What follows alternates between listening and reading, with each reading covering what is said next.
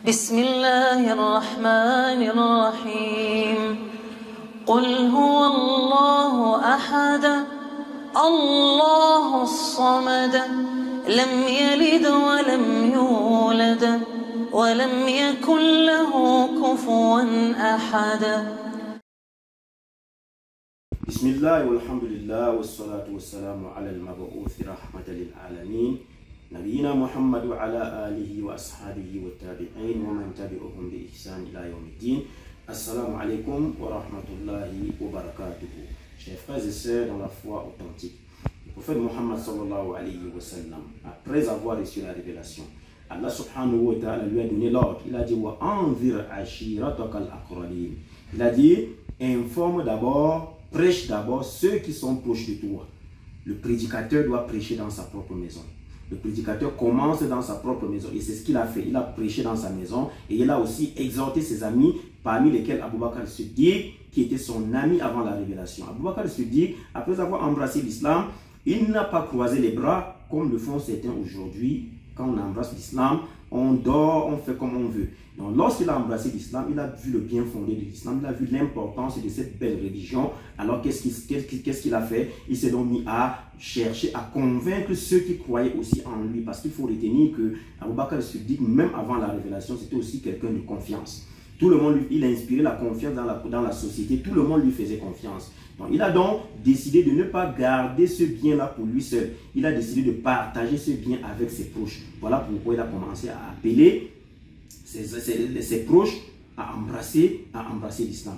Abu Bakr al-Siddiq s'investit par la suite à appeler les gens dans l'islam. C'était un homme familier, aimable et très simple, ayant du caractère et enclin du bien.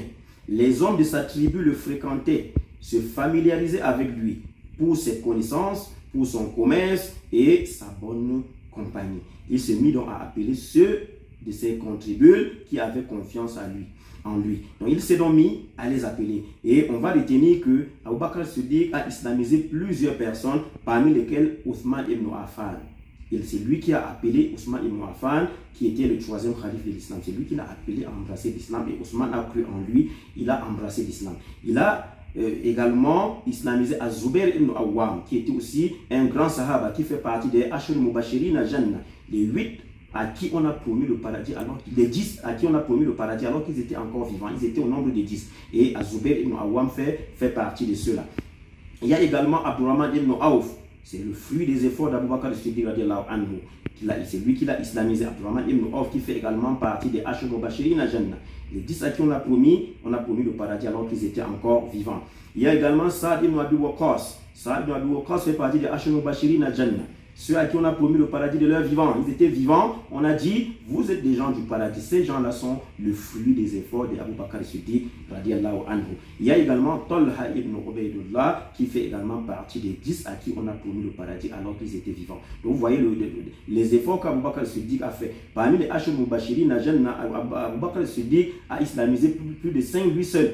C'est lui qui les a islamisés et il faut aussi retenir que ceux-là ont aussi prêché l'islam à d'autres qui se sont également islamisés. Voilà pourquoi le messager d'Allah sallallahu alayhi wa sallam nous fait comprendre que si on pèse la foi, on met la foi d'Abu Bakr al-Siddiq d'un côté de la balance, on met la foi du reste de la communauté de l'autre côté de la balance, sa foi va peser plus que la foi de tout le monde. Parce que c'est le seul qui n'a même pas hésité lorsque le messager d'Allah sallallahu alayhi wa sallam est venu avec l'islam. Lorsqu'il lui a dit, voilà l'islam, Allah m'a révélé l'islam, il m'a demandé de n'adorer que lui et de ne rien lui associer.